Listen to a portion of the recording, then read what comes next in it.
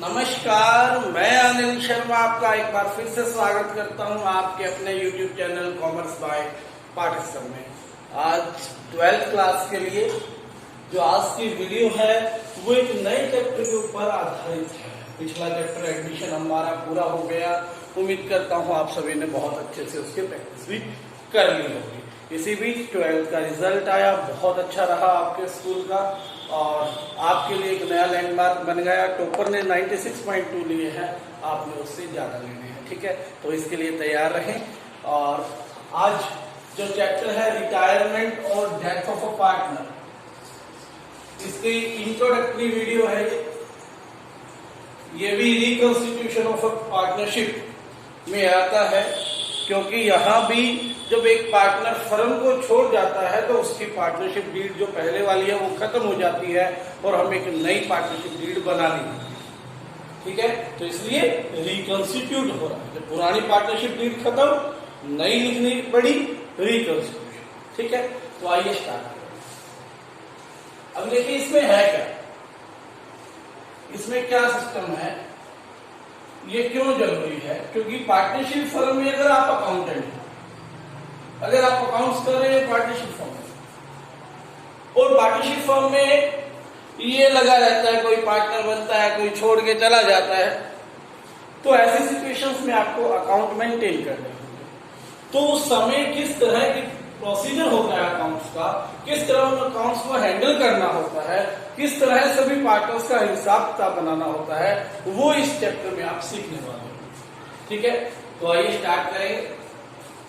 देखिए मान के चलते हैं ए, बी और सी तीन घनिष्ठ मित्र पार्टनरशिप में किसी चीज का व्यवसाय करते हैं, बिजनेस करते हैं, ठीक है।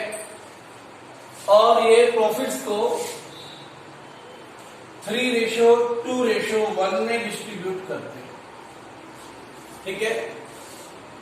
बी ने अपनी इच्छा जाहिर की कि अब मैं इनकैपेबल हूं, मैं फर्म की जिम्मेवारियों को नहीं संभाल सकता और I want to leave the firm, मुझे फर्म को छोड़ के जाना चाहता हूं।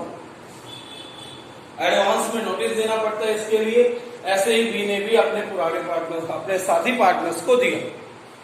तो जब ऐसा नोटिस देने के बाद उनको परमिशन मिल गई कि वो जा सकता है, तो अब इसे क्या क्या मिलेगा। देखिए एडमिशन के साथ जब पार्टनर आता था तो कुछ लेकर आता था, रिटायरमेंट में जब जा रहा है तो वो अपना हिस्सा लेकर जाएगा, ठीक है। सबसे पहले फर्म में इसकी कैपिटल लगी हुई है, तो इसे क्या लेना है, अपनी हिज शेयर ऑफ कैपिटल ये लेकर जाएगा, हिज शेयर ऑफ कैपिटल, ठीक है। जब यह फर्म में आया था तो जो ओल्ड पार्टनर्स थे उनके लिए गुडविल का शेयर लेकर आया था, गुडविल लेकर आया था। आपने अभी किया है रिसेंट में, वो चैप्टर खत्म। और उसको क्या करते थे, सेक्रीफाइस रेशो में सेक्रीफाइस करने वाले पार्टनर्स ले लेते, यानी कि ओल्ड पार्टनर्स जो सेक्रीफाइस करते थे, जो अपने हिस्से में से उसको हिस्सा बेचते थे, नए पार्टनर को उसको क्या दे देते थे, वो गुडविल दे दी जाती थी। यहां पर क्या है, ये फर्म जा रहा है, ये फर्म को छोड़कर फर्म में 2/6 हिस्सा है, इसको ये दोनों ले लेंगे किसी पर्टिकुलर रेशो में, या फिर एक व्यक्ति अकेला ले लेगा। जो भी ले रहा है उसको गेन हो रहा है,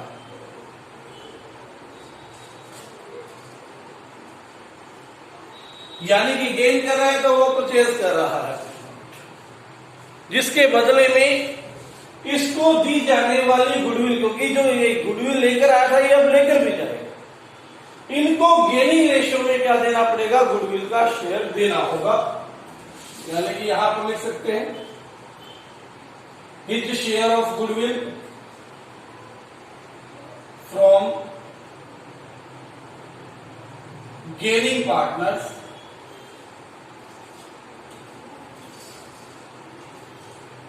इन गेनिंग रेशियो, याद रखना, जैसे मैंने सैक्रिफाइसिंग एडमिशन में करवाया था कि एडमिशन पार्टनर जो है वो लेकर आता है सैक्रिफाइसिंग रेशो में पुराने पार्टनर्स के लिए। यहां पर मैं क्या कह रहा हूं, वो अपनी गुडविल वापस लेकर जाता है किससे, गेनिंग पार्टनर से इन गेनिंग रेशो। ठीक है, उसके बाद third, his share of accumulated profits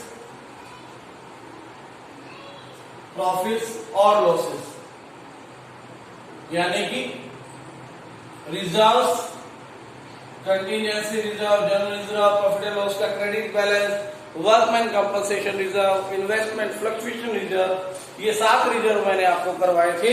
वो रिजर्व्स में जो इसका हिस्सा है ये अपने साथ लेकर जाएगा।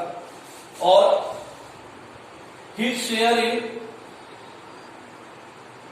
Revaluation, his share in revaluation होगा, यहां भी सेम होगा जैसे एडमिशन में हुआ, जैसे चेंज इन शेयरिंग में हुआ, सेम उसी तरह वही और रेशो में बटेगा और वो रेशो में जो उसका हिस्सा है वो लेकर जाएगा। इसके जाने के बाद कैपिटल्स को एडजस्ट किया जाता है। जो बाकी बच गए पार्टनर है, एग्जिस्टिंग पार्टनर्स हैं, वो कैपिटल्स को एडजस्ट करते हैं। लेकिन इस साल सीबीएसई ने एडजस्टमेंट ऑफ कैपिटल चैप्टर जो टॉपिक है चैप्टर में, वो क्या कर दिया है, रिमूव कर दिया, यानी कि आपको एडजस्टमेंट ऑफ कैपिटल के साथ नहीं जाना। ठीक है, और इसकी पेमेंट कर देंगे, पेमेंट मोड, मेथड्स, ये आपने सीखना है। ठीक है, इसके लिए गेनिंग रेशियो में देना है तो you have to find out calculation of new ratio and calculation of gaining ratio, calculation of new ratio and calculation of gaining ratio, ये 2 चीजें और आपको सीखनी पड़ेगी। यानी कि in this chapter you have to go through these 5 topics। In 5 topics में आपको जाना पड़ेगा। इनको इंडिविजुअली एक एक करके पहले सिखाएंगे जैसे पिछले चैप्टर में सिखाया था, फिर एकदम से बड़ा क्वेश्चन बन जाएगा आपके लिए जो कि 6 नंबर या 8 नंबर का आएगा। तो स्टार्टिंग से ध्यान देना है। आज इस वीडियो में ही मैं ये पोर्शन थोड़ा सा आपके लिए सोल्व कर रहा हूं। ठीक है, ध्यान से देखते जाइएगा। ये टॉपिक्स जो मैंने यहां लिखे हैं, एक बार अपनी कॉपी नोट लेकर इसको लिख भी लीजिएगा जब मैं लिखवा रहा हूं, तो चाहे वीडियो को आपको रिमाइंड करके लिखना पड़े, लेकिन लिख लीजिएगा जरूर, ताकि आपको पता लगे कि हमें करना क्या है इस चैप्टर में। What is the purpose behind of doing this job. Suppose there are also few cases as we study in previous chapter. Case first में रिटायरमेंट में किस तरह का केस मिलेगा, कैसा केस मिलेगा, देखिए। सपोज करें राम, मोहन और गीता पार्टनर्स हैं जो प्रॉफिट्स को 5-3-2 में डिस्ट्रीब्यूट करते हैं। ठीक है, उन्होंने कहा कि मोहन रिटायर हो गया। आपको सिर्फ इतना ही दिया गया कि मोहन रिटायर हो गया, फाइंड आउट न्यू रेशियो। आपको कुछ भी नहीं करना है, सिंपल मोहन के ऊपर काटा लगा दो, क्योंकि मोहन जा चुका है। न्यू रेशियो क्या आ जाएगी, 5:2। और ऐसे केस में new ratio will also equal to gaining ratio, तो गेनिंग रेशियो भी यहां क्या रहेगी, आपकी 5:2 रहेगी। ऐसे ही अगर मैं कहूं गीता रिटायर हो गई, तो यहां पर हमें क्रॉस करना पड़ेगा गीता को, तो राम और मोहन के बीच में न्यू रेशियो जो होगी वो होगी 5:3 और गेनिंग रेशियो क्या हो जाएगी, new ratio is equal to gaining ratio as 5:3। This one is the first case, very simple, आपको कुछ नहीं करना, सिंपल जो रिटायर हो रहा है उसके ऊपर आपने क्रॉस कर देना है और जो बच गया वो क्या है, उसका partner. Next case number 2, second case, इसमें देखिए क्या रहेगा।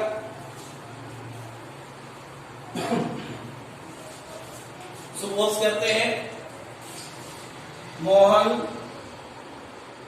सोहन और रोहन 3 पार्टनर्स हैं जो प्रॉफिट्स को 2:1:1 में डिस्ट्रीब्यूट कर रहे हैं। केस 2 लिख लो इसको आप। Sohan give a notice to retire from the firm. Sohan ने नोटिस दिया कि वो फर्म से रिटायर होगा। सोहन के पास क्या है जब वो रिटायर हो रहा है, अपना 1/4 हिस्सा है, ठीक है, जो कि इस सेकंड केस में, यहां तक ये क्या था, सोहन रिटायर, पहला केस था। उसके बाद कहता है Mohan and Rohan acquires Sohan's share in equal ratio. Mohan और सोहन यानी कि जो रिमेनिंग पार्टनर है मोहन और रोहन, उन्होंने सोहन का शेयर इक्वल रेशियो में ले लिया। अर्थात जो ये 1/4 हिस्सा है इसका हाफ मोहन के पास जाएगा और हाफ सोहन के पास। 1/4 किसको मिलना है, मोहन को, 1/4 में से ही रोहन को मिलना है, हाफ मिलना है, हाफ मीन्स 1/2, ठीक है। यानी कि यहां पर क्या होगा, 1/8 मिलेगा मोहन को और 1/8 मिलेगा रोहन को। तो आइए न्यू रेशियो निकालते हैं। कैलकुलेशन ऑफ न्यू रेशियो कैसे होगी, ठीक है, यहां तक आपको समझ में आना चाहिए। उसके बाद आपका न्यू रेशियो आसान है। Sohan retiring from firm, Sohan has 1/4 share in the firm and he is going to sell his share to Mohan and Rohan, sorry. When he is going to sell his share, they are getting this share in equal ratio. They are acquiring this share in equal ratio. 1/4 share is to be distributed by the Mohan and Rohan. 1/2 for Mohan, 1/2 for Rohan. Because these 2 persons are getting these shares. तो 1/4 का 1/2, 1/8, 1/4 का 1/2, 1/8, यानी कि मोहन को कितना मिला, 1/8, रोहन को कितना मिला, 1/8। ये 2 बार बता दिया है, ध्यान से देखिए, दोनों लैंग्वेज में मैंने क्लियर कर दिया। मोहन का अपना खुद का शेयर था, उसके पास 2/4, उसको सोहन के शेयर से मिला 1/8। रोहन का खुद का शेयर था 1/4, उससे सोहन से प्राप्त किया 1/8। एलसीएम 8, 4 दूनी 8, 2 दूनी 4 प्लस 1, 8, 4 दूनी 8 प्लस 1, 5/8, 3/8, यानी कि new ratio will be 5:3। Then what will be the gaining ratio?